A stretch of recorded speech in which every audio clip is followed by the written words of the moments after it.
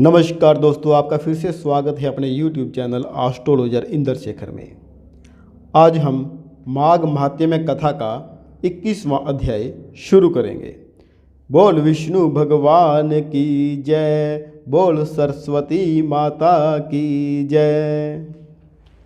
लोमश जी बोले, चीरकाल में अवंती देश के वीरसेन महीपति ने नर्मदा के किनारे पर जाकर राजसूय यज्ञ किया। सोने के मंडपों से सुसज्जित लौह अश्वमेध यज्ञ किए, जो सुवर्ण के आभूषणों और यज्ञ के स्तंभों से शोभित थे। उस दानी और देवभक्त महीपति ने ब्राह्मणों को पर्वत के बराबर अन्न के ढेर दिए, और वह सोने सहित गौ का दान करने वाला था।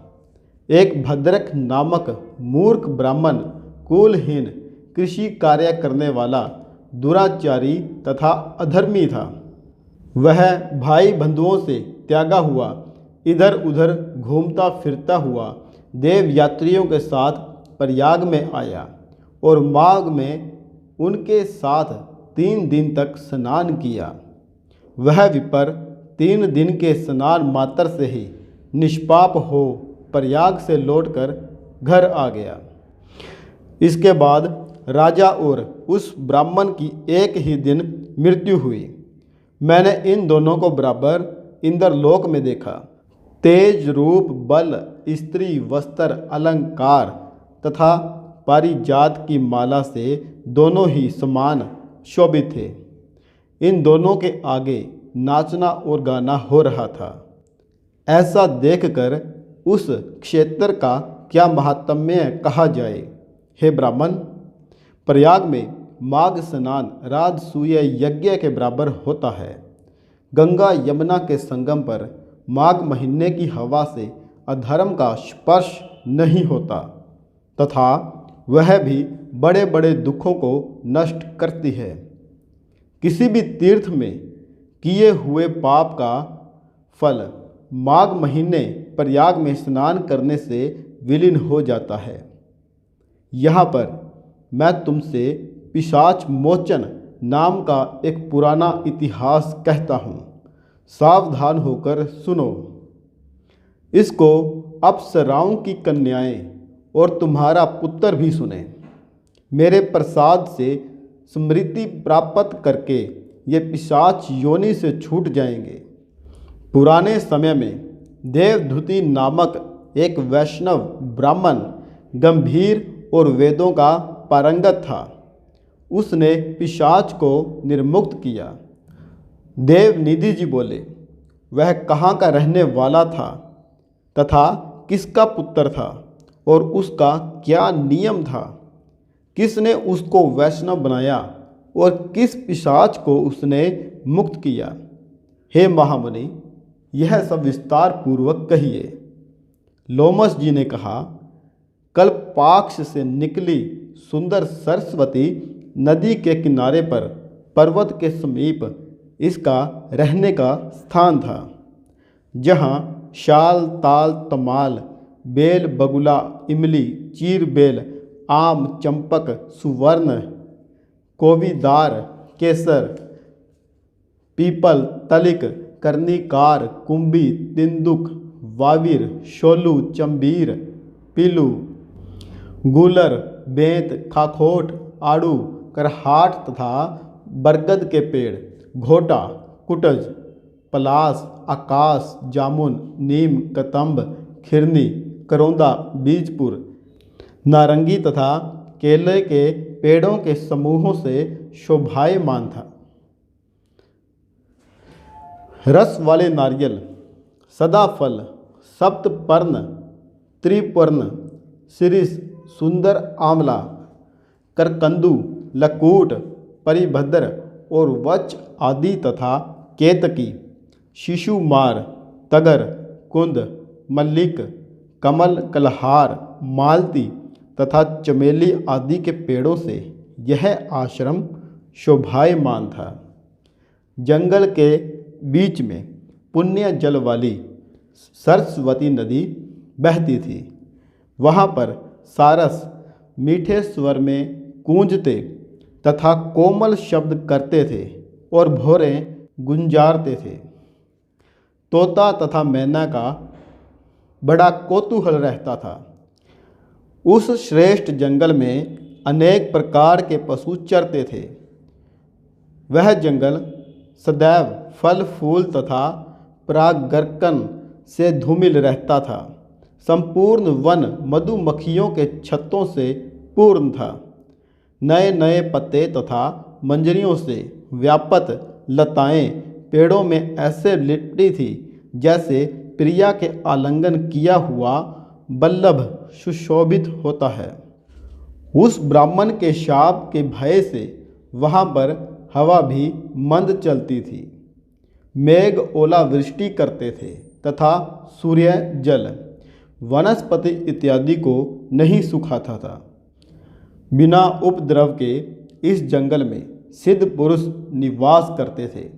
यह जंगल चैत्र रथ वन के समान प्रसन्नता देने वाला था। इसी में द्विजवर धर्मात्मा देवधुति सुमित्र ब्राह्मण का पुत्र, जो लक्ष्मी के वर से पैदा हुआ था, रहता था। अब उसके नियम को सुनो। वह सदैव आत्मा को स्थिर किए रहता था। गर्मी के दिनों में नित्य प्रति अपने नेत्र सूर्य की तरफ रखता था। वर्षा के समय वह खुले मैदान में बैठकर तप किया करता था। तेज हवा चलने पर हिमालय पर्वत की तरह निश्चल रहता था। वह विपर हेमंत ऋतु में सारस्वत सरोवर में बैठता तथा शुद्ध जल का स्पर्श करके त्रिकाल संध्या उपासन करता था। पितर देव तथा ऋषियों को श्रद्धापूर्वक प्रत्येक दिन तर्पण करता था। अग्नि में श्रद्धा से होम करता था। चंद्रायन व्रत की विधि से वह सदैव समय बिताता था। नित्य ब्रह्म यज्ञ करने वाला वह सत्यवादी और जितेंद्रिय था। घूमते घूमते थक कर विश्राम करता था तथा भगवान हरि की भक्ति करता था। अपने आप गिरे हुए फल और फूलों का भोजन करता था, बिना किसी प्रकार से क्रोधित हुए। तपोनिष्ठ वेद वेदांगों में पारंगत इस ब्राह्मण की नाड़ियाँ ही दिख पड़ती थी। उसकी केवल हड्डियाँ शेष थी। जब उसको तप करते हुए 1000 वर्ष व्यतीत हो गए, तब उसके तप के प्रभाव से वह पर्वत प्रकाशमान हो गया। जंगल के सभी प्राणी शत्रुता से रहित निर्भय होकर साथ साथ रहने लगे। अब उसका दूसरा अन्य अति कठिन नियम और सुनो। वह प्रतिदिन नारायण का त्रिकाल पूजन करता था। खिले हुए सुगंधित हजारों फूलों को चढ़ाकर वेद सूक्त की विधि से वह विष्णु के ध्यान में निमग्न रहता था, जिससे विष्णु भगवान अत्यंत प्रसन्न होते। दधीची ऋषि के वरदान से ही वह श्रेष्ठ वैष्णव हुआ। एक समय उस मुनि ने माघ के महीने में एकादशी के दिन आनंद पूर्वक से श्री हरि भगवान की सुंदर पूजा करके नम्र विनय किया। उसी समय भगवान हरि उसकी स्तुति से प्रसन्न होकर चतुर्भुज विशालाक्ष आभूषणों से शोभित मेघ की शोभा के समान गरुड़ पर सवार होकर आए। उनको प्रत्यक्ष देखकर उस ब्राह्मण का शरीर रोमांचित हो गया और प्रसन्नता से उसकी आंखों में आंसुओं की धारा बह निकली। उसने साष्टांग प्रणाम किया। वह प्रसन्नता के कारण ब्रह्मांड में भी ना समा सका। उसने अपने शरीर को भी याद नहीं किया और ब्रह्मा रूप हो गया। तब भगवान हरि ने प्रेम पूर्वक उस वैष्णव मुनि से कहा, हे देवधुति, मैं जानता हूँ कि तुम मेरे भगत तथा मुझ पर आधारित हो। सब कर्मों को छोड़कर तुम जीवन पर्यंत मुझ में विलीन हो जाओ। हे पाप रहित, तुम्हारे स्तोत्र से मैं अत्यंत प्रसन्न हूँ। तुम वर मांगो। लोमश ऋषि ने कहा।